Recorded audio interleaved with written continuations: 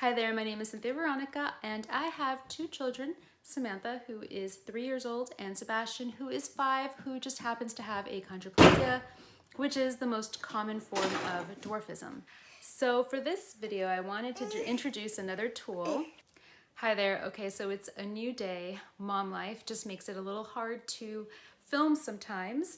But anyway, getting back to the story time, I want to, in this story time, talk about a life tool that helps. It's basically telling yourself another story. The premise of it is not making any assumptions about a certain situation and instead telling yourself a different story and one that's more positive and more empowering. And I promise this is going to make sense in a minute. So I found out about Sebastian's dwarfism while I was pregnant with him. And at that time, I was living in San Francisco. And living in San Francisco, one of the things that we did a lot was we'd go out for takeout. And in the streets of San Francisco, there's just a lot going on in general. You just don't notice a lot of what's going on until something is on your radar. So when I found out that Sebastian had achondroplasia, I just started noticing it a lot more in the streets of San Francisco. And it's just not something I had really paid too much attention to before in the past. So whenever I saw someone in the streets of San Francisco that had dwarfism, I would get really excited. And I just really had the urge to approach the person and talk to them and say, hey, my son's a little person too. And it's funny because I encountered it a lot more than you would think. I would see people with achondroplasia at the mall, at a bus stop, in restaurants, even just walking down the street. So even though I had the urge to approach them, I never really did. I never really had the courage to do that because I would think, how will they react? Will they be offended? I don't want to point out their difference. I just want them to live their lives. But at the same time, I have this connection to them now, and I was very torn, and I would have this sort of internal conversation within myself just thinking, should I say hi, should I not? I just didn't even know if it was appropriate to talk to them or approach them. So in one particular instance, I went out to take out to this taco place. This place was very popular, at least pre-pandemic it was. So this was a taco place that also had a bar, and just like many restaurants or buildings in San Francisco, it was very long and narrow. So in one particular instance, we ended up going to this takeout place, and it was very crowded at the bar, and we kind of had to weave through a lot of people in order to get to the takeout counter. And as I weaved through the crowd, I saw a little person, a person with achondroplasia. And at that moment when I saw him, I had all of these kind of things going through my head. Like, I want to say hi, I want to say, hey, my son also has achondroplasia, or, I kind of just stood there for a few seconds, just looking at him, thinking, should I say hi, should I not? And I ended up deciding not to bother him, and I ended up just kind of continuing on my way. This happened so fast. And as I reflect back on it, I think, oh my goodness, he probably thought that I was looking at him because he has achondroplasia. He has no idea that my son is a little person. He has no idea that I was thinking about saying, hey, I have a connection with you. My child also has achondroplasia. He doesn't know the debate going on in my head, whether I should say hi or not, or just let him live his life, and the craziness that's going through my head. And I started to think about what I had just done. It was hard for me because I probably made him feel like the opposite way of how I wanted him to feel, in basically just doing what I did. And so I felt terrible. I felt guilty. I was mad at myself. I hated myself. This sounds kind of crazy, but I actually had moments where I wanted to drive back to that restaurant and find him, because I think he had a friend that worked there. At least that's how it seemed, as he was talking to one of the bouncer guys there. Wanted to find him and just wanted to say, hey, I'm sorry that happened, and this is the reason why I stopped and looked at you for a few seconds. It's because I wanted to connect with you, not because I was looking at you because I thought you were different. So my point is that we don't always know what someone else is thinking, what someone else is experiencing. We don't always understand the actions that are happening as they're playing out. Another example of this is I was out at a job site out in Crissy Fields. This was many years ago. And Crissy Field, there's basically a very long road without very many crosswalks or street lights in this particular area.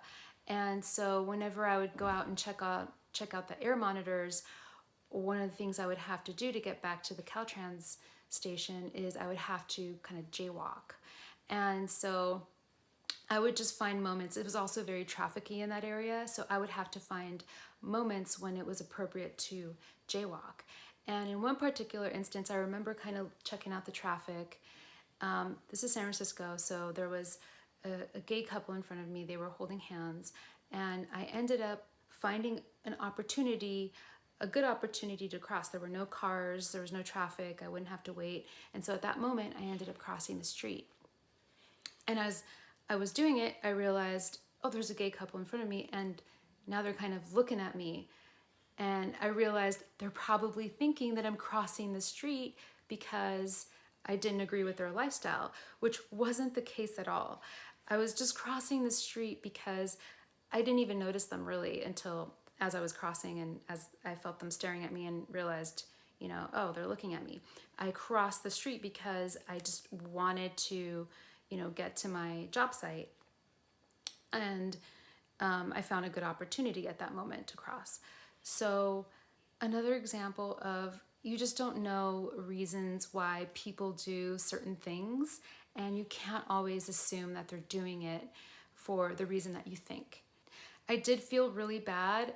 I wanted to just yell at them across the street. No, it's because my, job site's over here and I need to find an opportunity to cross, and, this was a good one. And I didn't know how to act, and I ended up just walking away feeling so ashamed and terrible that I would make someone feel, the way that they were probably feeling. So now back to Sebastian. I've had moments because he has a visible difference, there's a lot of moments where people kind of look a little bit more, or people might point, or people might, laugh.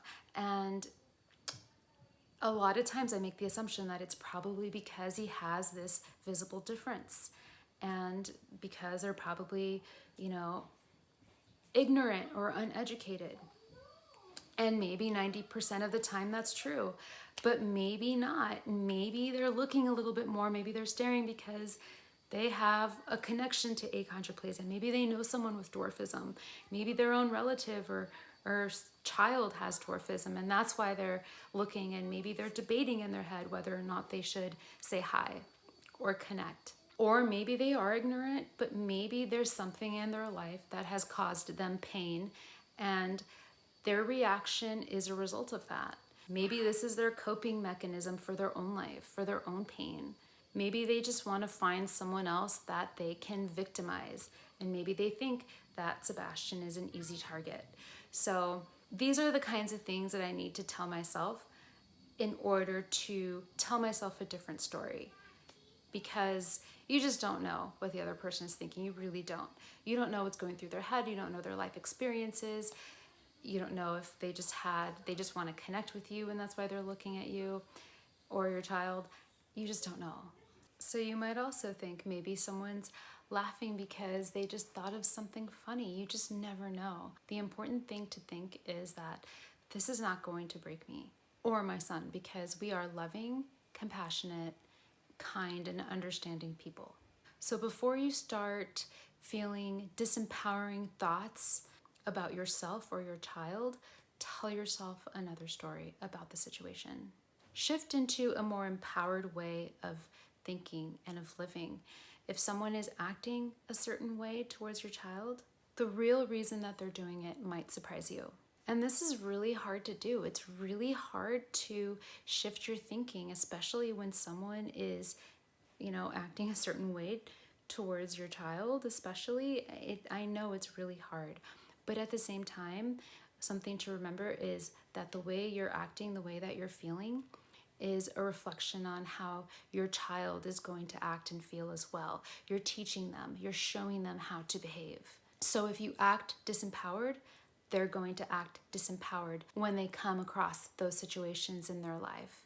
You know, children come into this world completely innocent, unaware. They don't know about their difference. They don't know any different. We're the ones that teach them. We're the ones that model the behavior for them. So it's really our duty as parents to model love, compassion, support, education to others around us. And one way that makes it easier to shift that mindset is to just tell ourselves a different story about the situation. Thank you so much for watching, and I will catch you in the next video. Bye for now.